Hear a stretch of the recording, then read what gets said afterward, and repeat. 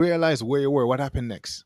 I'm trying to get up, and it was so dark. She was just as dark, but all of a sudden, the only thing that illuminated that place, the first thing I saw before me were the pits, and they were like flames were coming up, and then you can see when these flames come up. That's how you can see. But when the first pit lit up, I saw it had to be thousands, as far as your eye can see, of these pits. And they were connected in rows, but they would go so far. Like, I mean, it had to be miles and miles and miles of these pits. But inside these pits, there were people. Okay. But what really caught my attention before I describe the people in the pits were these beasts around all the pits. They were like giants. Some of them were like, and they all had like a reptilian kind of theme to them. They all looked like reptile, nasty, deformed. Some of them had long arms, short arm with a long arm, bodies. But the giants that I saw, some had to be like 13 to 18 feet tall. I mean, huge. I'm talking about ripped up muscles, huge. I mean, they Like were humanoid? Were there humanoids? humanoid. Like, Yes, they had legs, they had arms, they had chest muscles. They were very humanoid, but not even close to humans. Not even. They were so ugly, and the smell that I was smelling, they stink. It was okay. them. It was them. Like they stink. They horrible smell to them. Horrible smell. And a lot of them smell like sulfur too.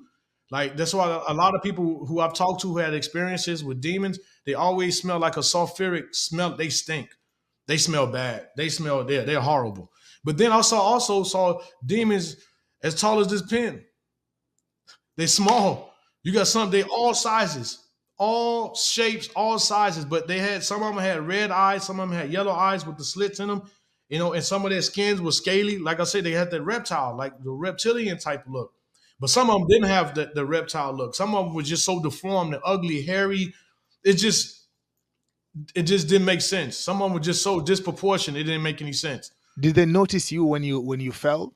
No, not right away. Not right away. One of them did, and that's how I look back, because I never saw the Lord. I never saw the Lord. But now that I look back, He had to be with me to be protecting me, because Okay. the hatred that they have for us, it is beyond description. It is beyond words.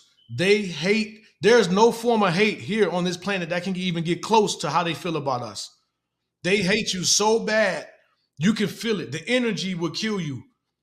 If their hatred was in the form of a weapon, here on earth, you would die. You would die. They hate. When I say hate, hate is an understatement.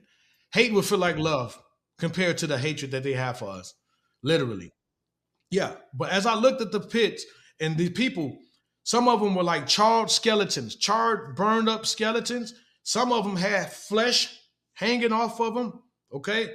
And the thing is, they were trying to crawl out. And now, I mean, because once you get there, you know that you know.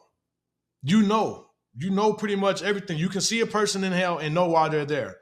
There's no time there. There's no time that you have to take to learn, because everything is connected. So you know that you know. And they were there to guard the people from coming out the pit. They had these spears and these ancient things, and people were trying to crawl out.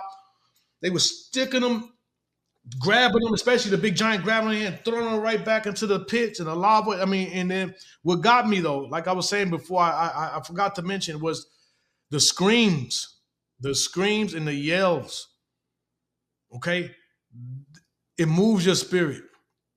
The sense of the way these people were screaming and in agony and the regret and the pain, it is beyond comprehension. Even right now as we speak, that place is going on right now. And that's what reminds me every day.